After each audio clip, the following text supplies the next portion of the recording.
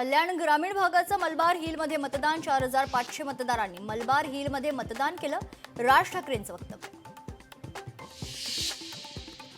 चंद्रपूरच्या ब्रह्मपुरी शहरात जमीन पट्टे वाटप कार्यक्रम. मंत्री चंद्रशेखर बावनकुळे यांच्या उपस्थितीत जमीन पट्टे वाटप कार्यक्रम. 2500 लाभार्थ्यांना जमीन पट्टे वाटप करण्यात आले. रत्नागिरीच्या श्रीराम पूल शेजारील दुकानात पाणी शिरलं. नव्या पुलाच्या कामासाठी पाण्याचा निचरा थांबवल्याने शिरलं पाणी. आमदार किरण सामंतांकडून दुकानाची पाहणी. ऊसदर मुद्द्यावरून शेतकरी संघटना आक्रमक. कारखानदार आणि संघटनांची बैठक घेऊन तोडगा काढावा. स्वाभिमानी शेतकरी संघटनेचे अध्यक्ष राजू शेट्टींची मागणी. विठ्ठल मंदिरामध्ये आकर्षक फुलांची सजावट. पंढरपुरात कार्तिकी एकादशी निमित्त सजावट. सजावटीसाठी 5 टन देशी विदेशी फुलांचा वापर.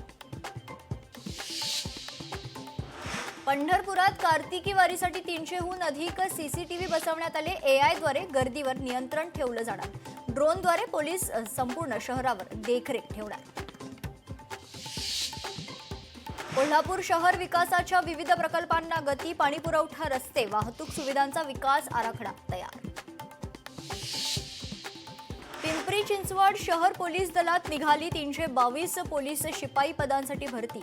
इच्छुकांना 30 नोव्हेंबर 2025 पर्यंत ऑनलाईन अर्ज करता येणार.